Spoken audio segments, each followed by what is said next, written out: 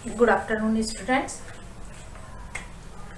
BA part first में अपना topic चल रहा था बस्तियों के प्रकार हैं, उनके प्रतिरूप हैं, जो प्रभावित करने वाले कारक हैं। ये अपन ने क्या है अधिवासों के रूप में सामान्य जानकारी है वो अपना ये टॉपिक है कंप्लीट हो चुका था। बस्तियों के ग्रामीण बस्तियों के प्रकार हैं अपन ने पढ़ लिए थे। कितने प्रकार के माने गए हैं, जैसे आपके प्रकीर्ण है, संयुक्त है, आपकी सघन है, बिखरे हुए रूप में है। तो ये अधिवासों के क्या है प्रकार अपन ने पढ़ लिए थे। ग्रामीण बस्तियों के रूप में अपन ने चर्चा की थी कि ग्रामीण बस्तियां हैं वो 4 रूपों में देखने को मिलती है। सघन बस्ती है, आपकी मिश्रित बस्ती है, बिखरे हुए रूप में जो बस्ती मिलती है, और कौन कौन से जिलों के अंदर राजस्थान में ये पाई जाती है और इनकी विशेषताएं कौन सी हैं जिस आधार पे इनको अलग अलग रूपों में बांटा गया है। आज अपना टॉपिक है बस्तियों के प्रकार, बस्तियों के प्रतिरूप। बस्तियों के प्रतिरूप।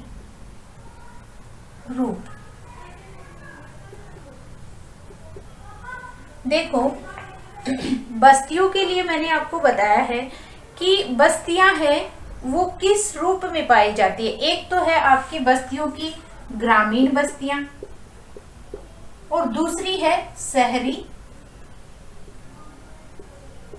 बस्तियां। ठीक है, ये अपन क्या है ग्रामीण बस्तियों की अपन ने चर्चा करी थी। ग्रामीण बस्तियां हैं, ग्रामीण अधिवासों की अगर बात करते हैं तो ग्रामीण अधिवास है वो 4 रूपों के अंदर मिलते हैं। आपकी संयुक्त, एकांकी या प्रकीर्ण, या आपकी मिश्रित और बिखरे हुए रूप में। इस तरीके से अपना जो टॉपिक उठाया हुआ है वो ग्रामीण है, आपका चल रहा है कि ग्रामीण बस्तियों के अपन प्रतिरूप है वो पढ़ रहे हैं। तो आगे चर्चा करते हैं अपन बस्तियों की। तो ग्रामीण बस्तियों के रूप में अपन क्या है ग्रामीण बस्तियों के प्रतिरूप की चर्चा करेंगे। अगर इनको आकार, इनकी बात करते हैं प्रतिरूपों की, तो इनको किस आधार पे ग्रामीण बस्तियां अपने आकृति, विस्तार, प्रतिरूप के आधार पे क्या है इन प्रतिरूपों को 14 भागों के अंदर विभाजित किया गया है। किस किस आधार पे? आकृति व प्रतिरूप और विस्तार के आधार पर बस्तियों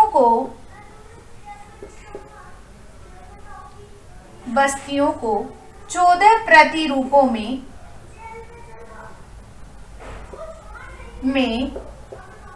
विभाजित किया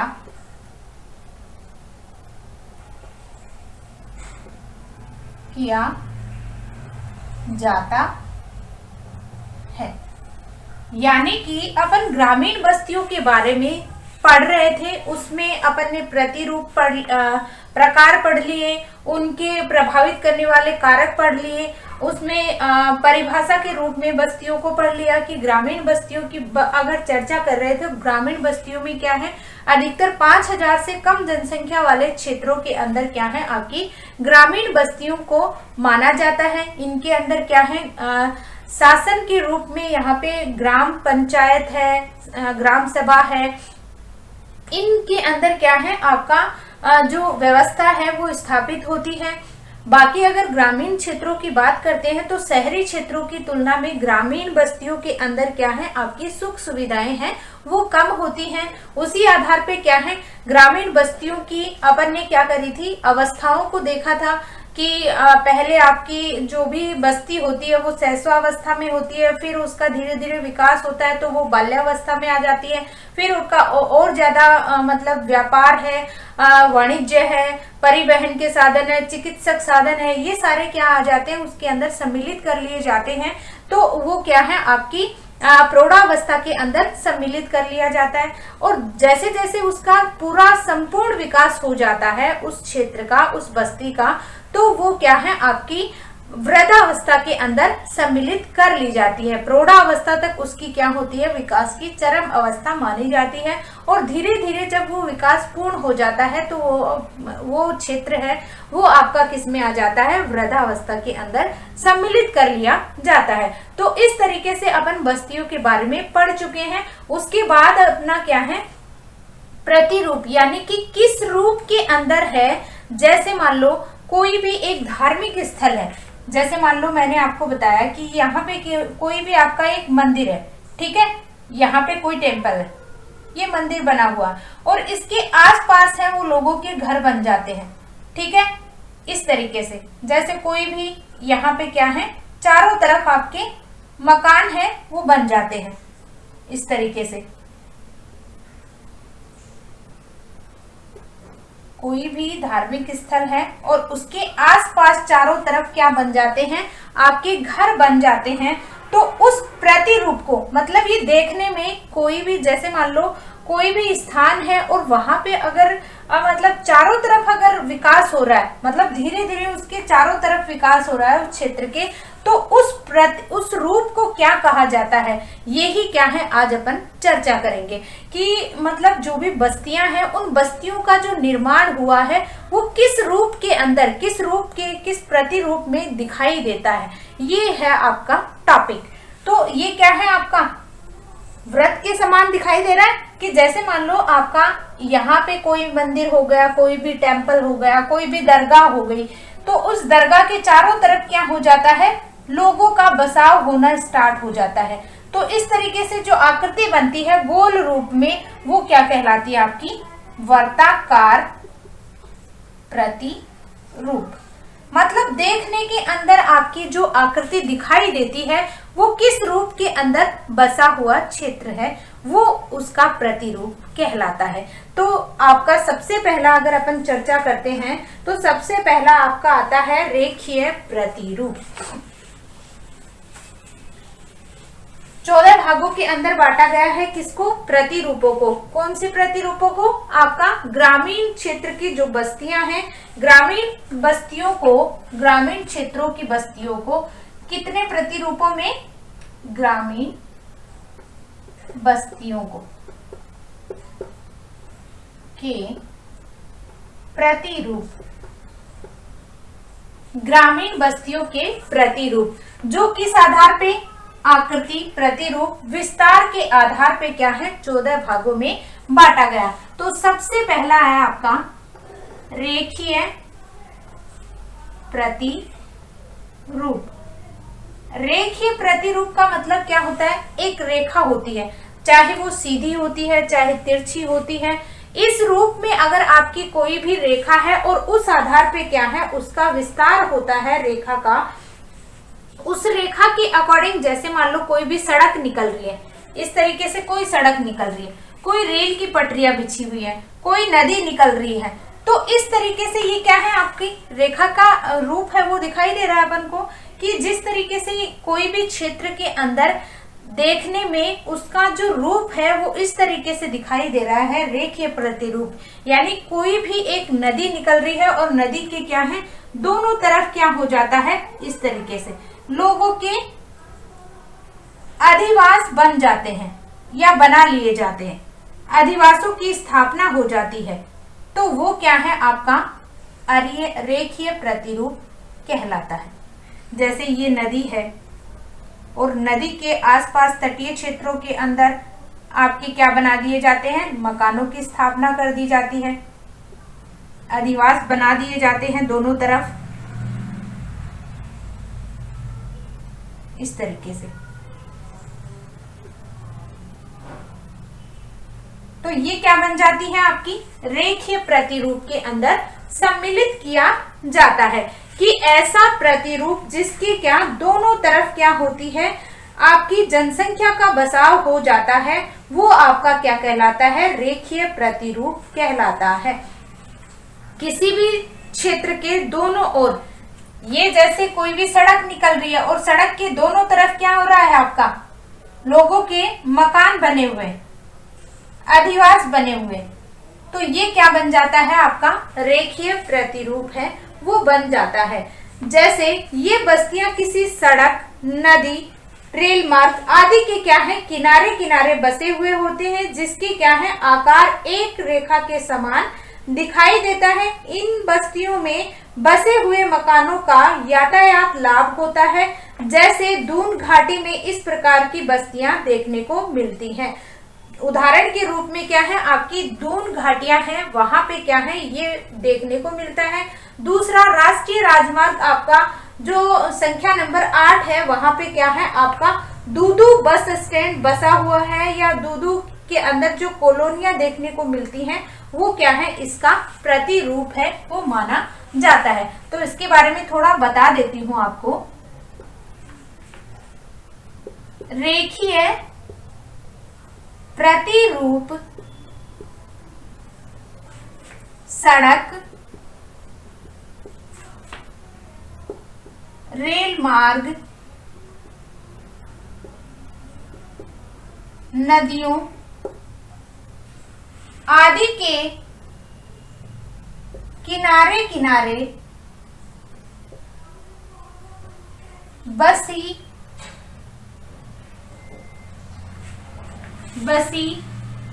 हुई बस्तियों के किनारे किनारे बसे हुए बस्तियों के प्रतिरूप को रेखीय प्रतिरूप कहा जाता है। रेखीय प्रतिरूप, जैसे मैंने आपको बताया कि ये कोई भी रेखा निकल रही है, कोई भी सड़क है, कोई भी आपका रेल मार्ग है, कोई भी नदी है, उन दोनों के क्या है किनारे किनारे जब अधिवास बना दिए जाते हैं तो वो क्या है आपका रेखीय प्रतिरूप है, वो कहलाता है। एक रेखा के समान क्या हो जाती है, जैसे ये रेखा निकल रही है, नॉर्मली अपन मैथ्स में अगर पढ़ते हैं तो ये आपकी कोई भी एक रेखा है और इस रेखा के दोनों तरफ क्या हो जाता है, जैसे आपके मकान बना लिए जाते हैं तो वो क्या है आपका रेखीय प्रतिरूप है, देखने को मिलता है। अगर उदाहरण के रूप में इसे देखा जाता है तो दून घाटी में इस प्रकार की बस्तियां, दून घाटी में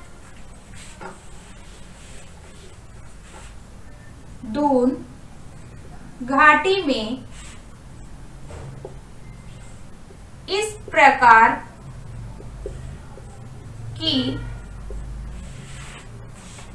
प्रकार का प्रतिरूप मिलता है। वह राष्ट्रीय राजमार्ग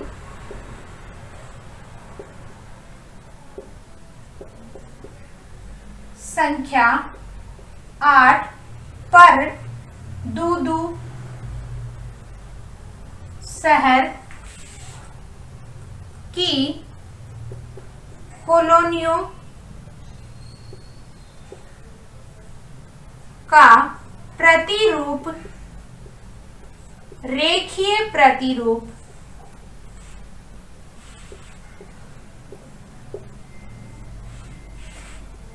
है और रेखीय प्रतिरूप है।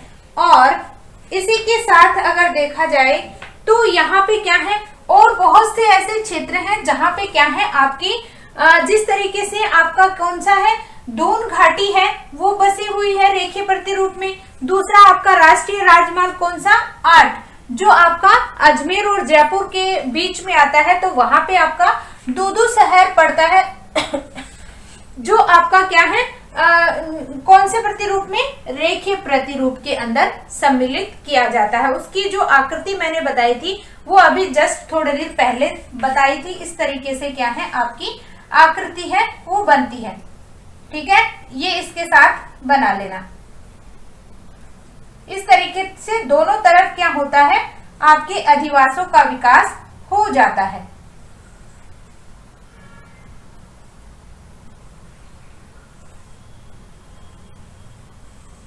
ठीक है, तो ये आपका क्या है अरीय प्रतिरूप कहलाता है। इसका स्क्रीनशॉट लेना चाहते हो तो ले सकते हो, ठीक है। अगला है आपका चौराहा प्रतिरूप।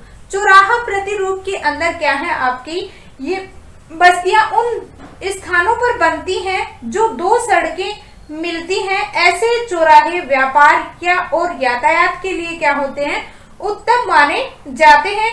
यहाँ पे राजस्थान का एक प्राचीन नगर सांचौर ऐसा ही स्थान है पर बसा है। दूसरा आपका क्या है, सीकर है। सीकर जो जिला लगता है वो भी क्या है आपका चौराहा प्रतिरूप के अंदर सम्मिलित किया जाता है। दूसरा है आपका चौराहा प्रतिरूप। दूसरा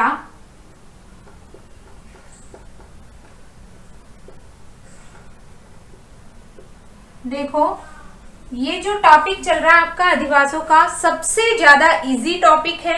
इसके अंदर क्या है, लगभग क्या है अधिवास, जैसे अपन घर बना के रहते हैं, किस आप घर के अंदर रहते हुए बाहर भी निकलते हो, कहीं पे आपको सटे हुए गलियां मिलती हैं, कहीं पे पास पास घर मिलते हैं, तो ये सारी चीजें क्या है अपन दैनिक रूप में देखते रहते हैं। तो ये क्या है एक बार पढ़ने पे ही आपको क्या है समझ में आ जाएगा। दूसरा क्या है, इसमें 15 नंबर का लगभग क्वेश्चन आता है।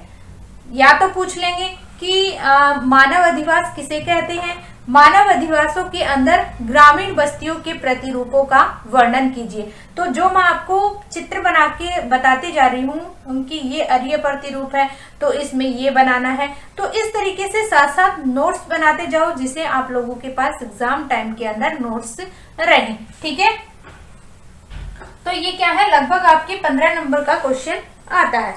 उसके बाद आपका कौन सा चल रहा था, चौराहा प्रतिरूप। ठीक है, चौराहा प्रतिरूप की अगर बात करते हैं तो चौराहा प्रतिरूप में दो सड़कें आपस में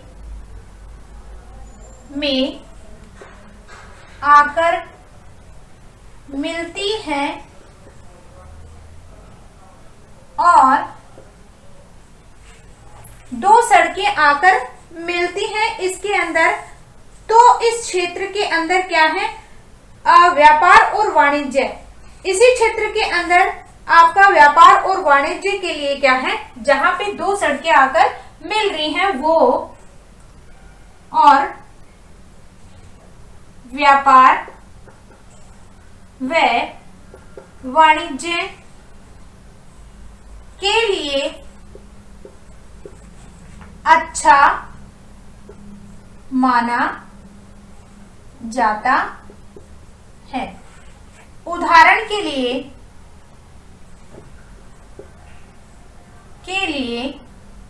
सीकर इसी प्रतिरूप में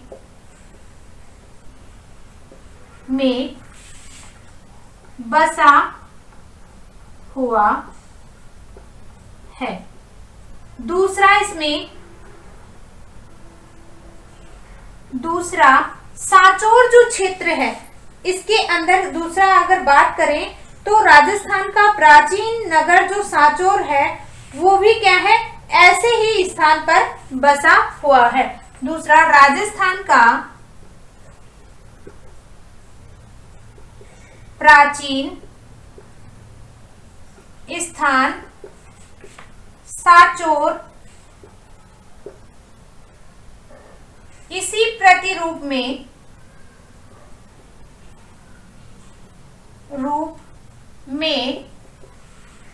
बसा हुआ है। ठीक है, देखो चौराहे की अगर बात करते हैं तो चौराहे के अंदर क्या है आपका चौराहा प्रतिरूप है। उसकी अगर चर्चा करते हैं तो इसमें क्या है आपका चौराहे प्रतिरूप में दो सड़कें आकर आपस में मिलती हैं, वो आपका क्या कहलाता है, चौराहा प्रतिरूप है, वो माना जाता है। अगले की अगर बात करते हैं तो अगला प्रतिरूप है आपका अरीय प्रतिरूप। अरीय प्रतिरूप में क्या है, भारतीय ग्रामीण बस्तियां अधिकांश इसी रूप के अंदर मिलती है। गांव के बाहर से विभिन्न दिशाओं में 5 से 7 बैलगाड़ी मार्ग विसर्जित होते हैं और इसी प्रकार क्या है, सभी समीपवर्ती गांवों में यातायात संबंध है वो बने रहते हैं। देखो, अरीय प्रतिरूप की अगर बात करते हैं, अरीय प्रतिरूप, अरीय प्रतिरूप, अरीय प्रतिरूप की अगर बात करते हैं तो भारत के अधिकांश गांव की जो स्थिति है, या कह सकते हैं गांव जो बसे हुए हैं वो लगभग आपके क्या है, अरीय प्रतिरूप के अंदर ही सम्मिलित किए जाते हैं। क्योंकि गांवों के अंदर क्या होते हैं, जो रास्ते होते हैं वो क्या होते हैं, काफी मतलब चौड़े और लंबे होते हैं। कैसे कि जैसे मान लो गांव के अंदर क्या होते हैं, खेत जो होते हैं, जैसे मैंने आपको बताया प्रकीर्ण या बिखरी हुई जो बस्तियां पाई जाती हैं ग्रामीण, तो वहां पे क्या होते हैं, आपके जो यातायात के साधन के रूप में गांवों के अंदर बैलगाड़ियां होती हैं, वो एक साथ में आपकी क्या होती है, चौड़े चौड़े खेत होते हैं, तो खेतों के अंदर से ही क्या होती है, आपकी जो यातायात के साधन है वो क्या होते हैं, जाते रहते हैं। तो अरीय प्रतिरूप के अंदर अगर देखते हैं तो अरीय प्रतिरूप है, उसमें क्या है, आपके जो यातायात के साधनों की अगर बात करते हैं तो वो क्या है, मतलब एक रास्ते को छोड़कर दूसरे रास्ते के अंदर भी क्या है, आपका अरीय प्रतिरूप के अंदर क्या है, लोगों के घर हैं वो बसे हुए रूप में मिलते हैं। जैसे इसकी आकृति देखो,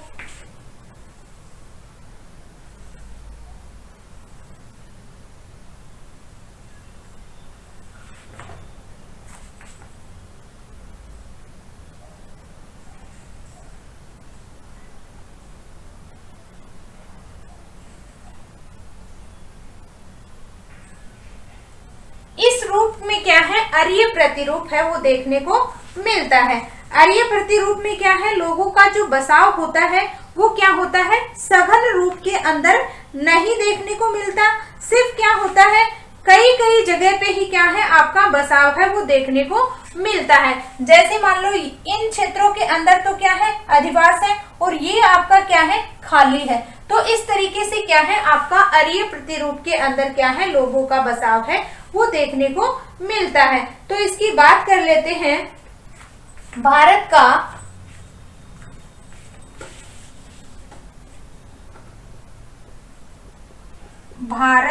भारतीय बस्तियां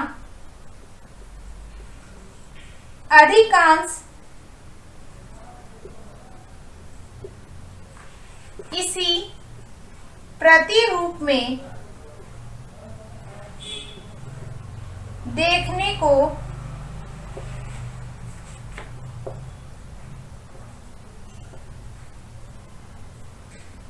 मिलती हैं और इस क्षेत्र में 5 से 7 बैलगाड़ियां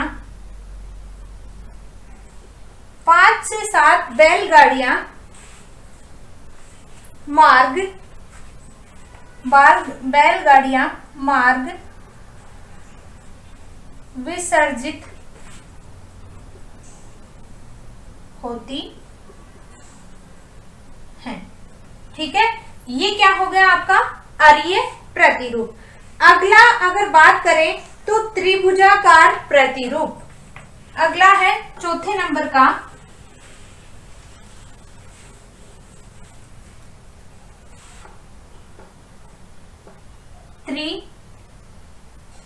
त्रिभुजाकार प्रतिरूप।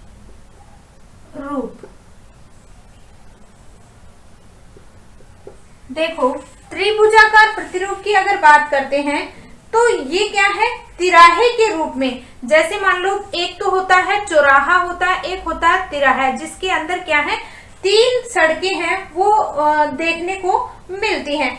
ऐसी अवस्था में 2 सड़कें या नदियों के मिलन पर क्या होता है, बीच के स्थान पर त्रिभुज रूप में मकान है वो देखने को मिलते हैं। और यहाँ पे क्या है, बस्ती त्रिभुजाकार लगती है। जैसे फुलेरा कस्बे की नवीन आबादी क्या है, आपकी जयपुर का जो फुलेरा कस्बा है, जयपुर में आपका जो फुलेरा कस्बा है उसका नवीन जो स्थान है, नवीन जो फुलेरा है वो बसा हुआ है, वो क्या है आपका त्रिभुजाकार देखने को मिलता है। और इसी आधार पे आपका जयपुर अजमेर जाने वाली रेल लाइन है। और एक तरफ तो आपका क्या है जयपुर अजमेर जाने वाली रेल मार्ग, दूसरी तरफ आपका एक तरफ आपका फुलेरा और जोधपुर जाने वाली रेल मार्ग।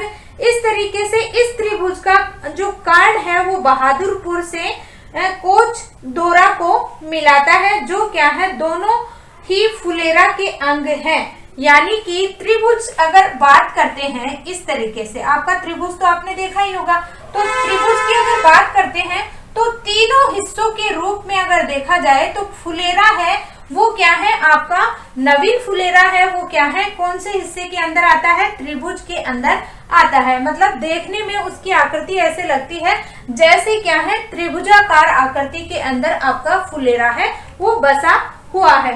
अगर इस क्षेत्र की अगर बात करते हैं तो ऐसी बस्तियां क्या है तिराहे पर बनती हैं। त्रिभुजाकार की बात करते हैं तो ऐसी बस्तियां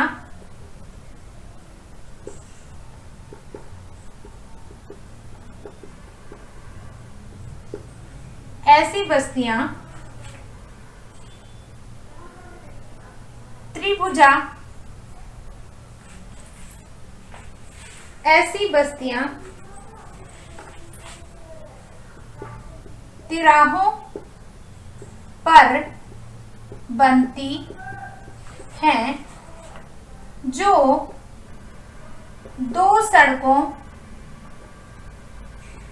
व दो नदियों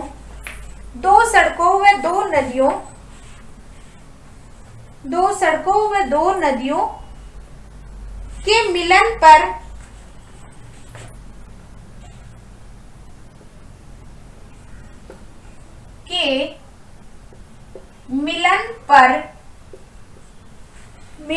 क्या होती है, बीच के स्थान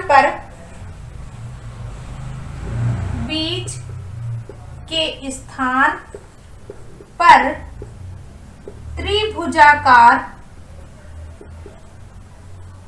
स्थान का प्रतिरूप बनाती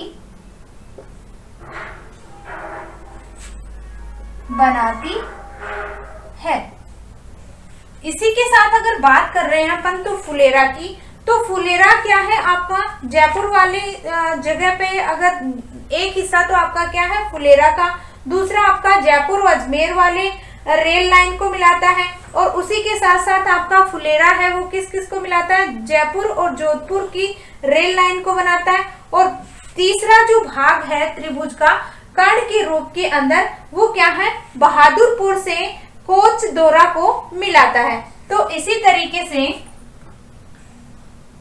फुलेरा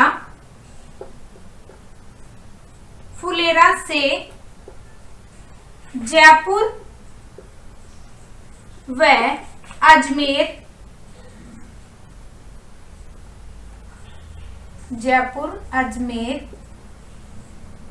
की रेल लाइन व दूसरा जयपुर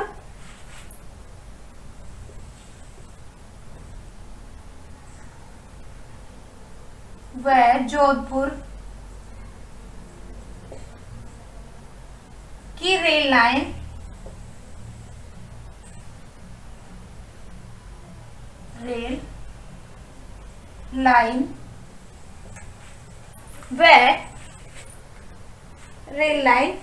तीसरा आपका क्या है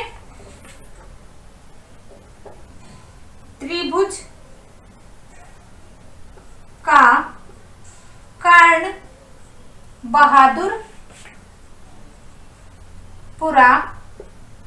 बहादुरपुरा से कोच दोरा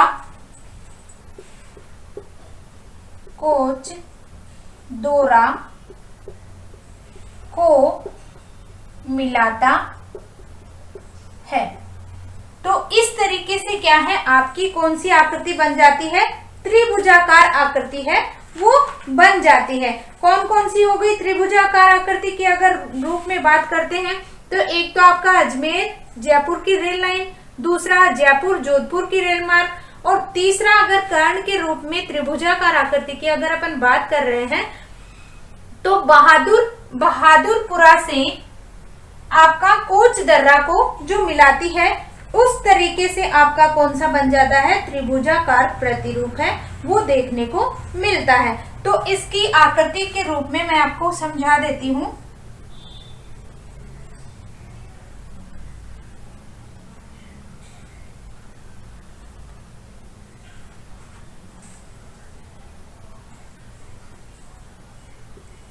देखो जैसे ये आपका क्या है, त्रिभुज बन रहा है यहाँ पे,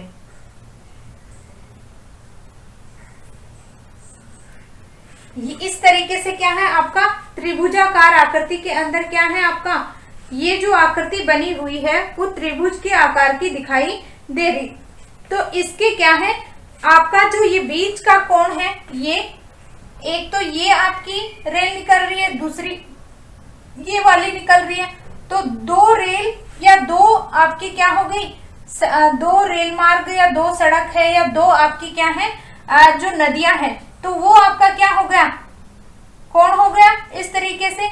ये आपकी क्या हो गई, यहाँ पे दो सड़कें निकल रही हैं, दो नदियां निकल रही हैं इस तरीके से, तो यहाँ पे क्या हो गया, ये तो आपका क्या हो गया तिराहे के रूप में, है ना। और उसके बाद में क्या है, यहाँ पे जो बसे हुए लोग हैं यहाँ पे क्या है त्रिभुज के आकार में इस तरीके से और यहाँ पे कर्ण में आपकी जो आपका जो कर्ण व्रत रूप में है वो फैला हुआ है, वो त्रिभुजाकार आकृति है देखने को मिलती है। तो इस तरीके से जो प्रतिरूप अपन को दिखाई देता है वो आपका कौन सा प्रतिरूप कहलाएगा, त्रिभुजाकार प्रतिरूप है कहलाएगा। इसका स्क्रीनशॉट लेना चाहते हो तो ले सकते हो।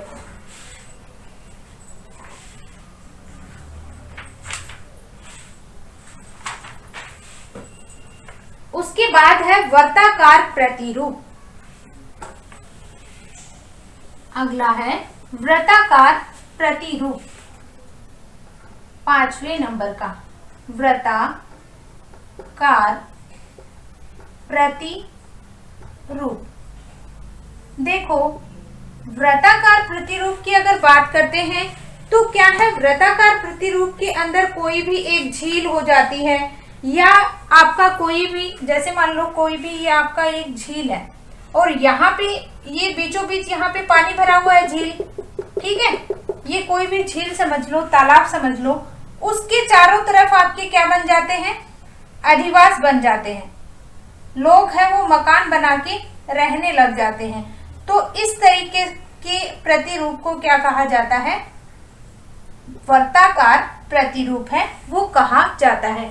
कि झील की आकृति है वो आपका क्या है, गोलाकार रूप के अंदर क्या है जो बसा हुई बस्ती है वो क्या है आपकी वृत्ताकार बस्ती है वो कहलाती है। ऐसी बस्ती झील किनारे एक गोल आकार के रूप में बसती है। सभी मकान झील के किनारे किनारे बसे हुए देखने को मिलते हैं। तो अगर वर्ताकार रूप के अंदर अगर बात करते हैं तो झील की आकृति को इस तरीके से भी दिखाया जा सकता है, या आपका क्या है, देखो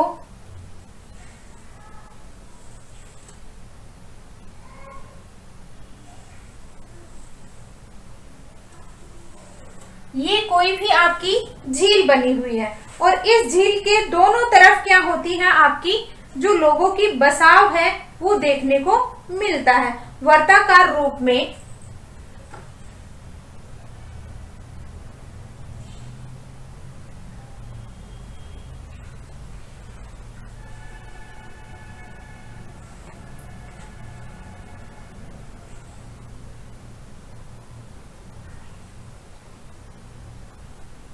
और ये क्या होती है, यहाँ पे सघन आबादी है वो देखने को मिलती है।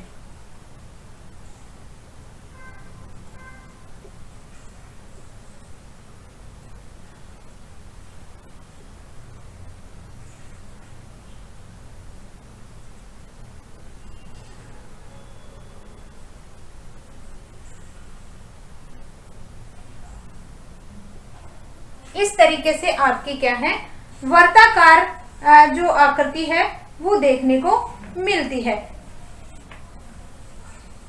वर्ताकार की अगर बात करते हैं तो ये क्या है, एक झील के रूप में बनी हुई आकृति है। ऐसी बस्तियां झील के किनारे, ऐसी बस्तियां